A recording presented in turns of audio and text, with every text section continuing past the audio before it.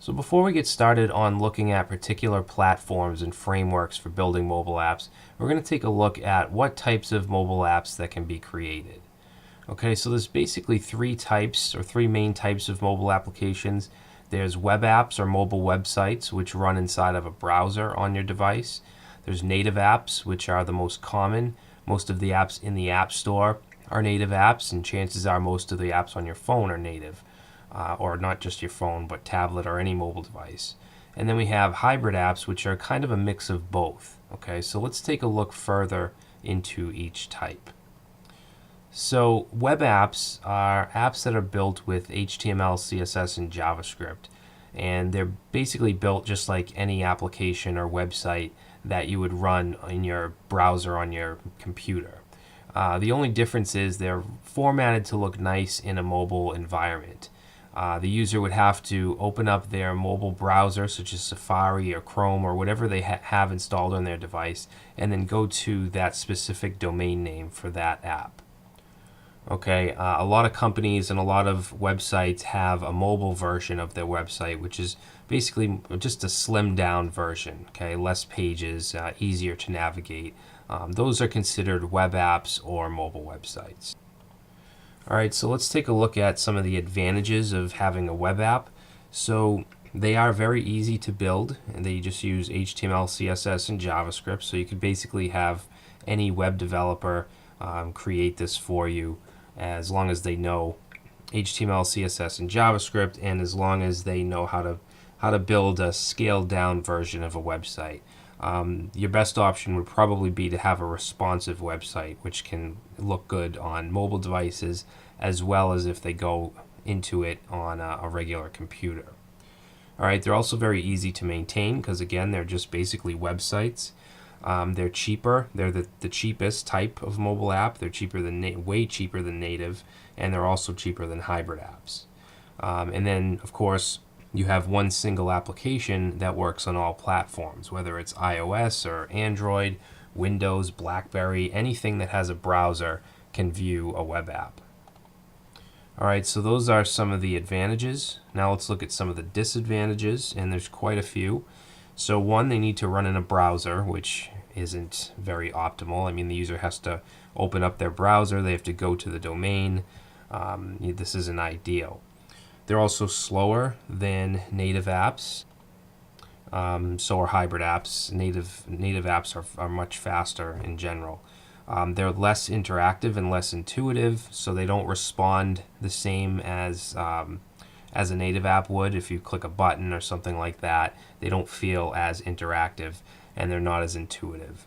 There's also no icon on your device desktop, so you can't easily access it. There are ways to create custom icons, but that goes a little further into the user's knowledge. They cannot be submitted to app stores, and they cannot interact with device utilities. So they can't interact with the camera or the accelerometer or any of that stuff on the device. All right, so there's quite a few disadvantages to a web app. So now let's talk about native mobile apps. These are the most common type. This is probably what you use the most of. They're built for specific platforms, and they're built using native programming languages. So each type of device has their own language. Okay. Native app advantages, there's quite a few. They're very, very fastest type of mobile application. They're built to run on a specific platform, and that's one of the reasons why they're very fast. The code is specifically for that device. They can also be distributed in app stores, which of course is a plus if you're a developer and you want to sell your apps and get them out there. They are very interactive and intuitive.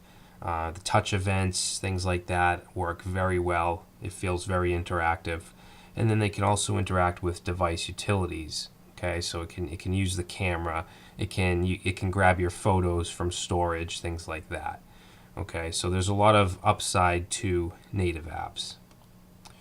There's also some downsides to native apps. One is that they're a single platform, so basically you have to build an iOS app for iOS, you have to build an Android app separately for Android, you have to build a Windows app, so you have to have multiple different applications with multiple languages.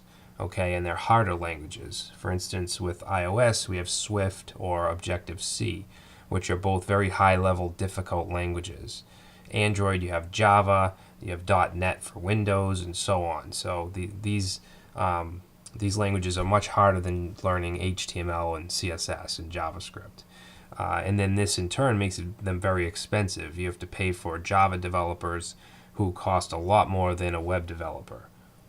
All right, and then there's other costs associated with it. Okay, and then they're also harder to maintain, especially if you have multiple versions of the app.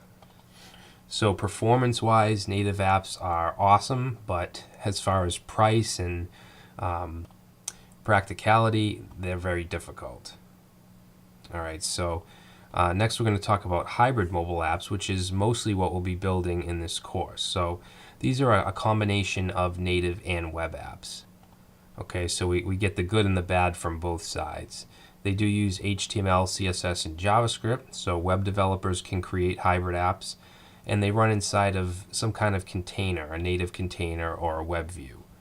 Okay, so let's take a look at some of the advantages of a hybrid app. So it has a lot of the advantages that a web app has. It's very easy to build because it just uses web technologies. There's no Swift language or anything like that you need to learn. They're much cheaper than a native app. It's a single app for all platforms. So basically, if we're creating a PhoneGap application, which is a hybrid app, we can take that one application and we can compile it into an iOS app, an Android app, and a Windows app. Okay, so all from one single code base. There's also no browser needed, which is a huge plus from a web app. Okay, it runs in a container that makes it seem like it's native. And then depending on what platform or framework you use, you can usually access the device utilities using an API. So for instance, Cordova PhoneGap, you have plugins that allow you to interact with the GPS, with the camera. You can access the phone's contacts, things like that. So that makes it seem much closer to a native app than a web app. And they're also much faster to develop than native apps because for one, it's easier code. For another, you're building one app for multiple platforms. All right, so let's now look at some of the disadvantages. So hybrid apps are slower than native apps, and that's because they're not really built with the specific language for that device. They're built with web technologies. They are more expensive than web apps, but much, much cheaper than native apps. All right, you have that extra work to compile it and make it compatible with whatever device, and that's going to be more expensive than a web app. They are a little less interactive than native apps. Besides React Native, which I'll talk about in a second, but they are more interactive than web apps, but still less than a native app.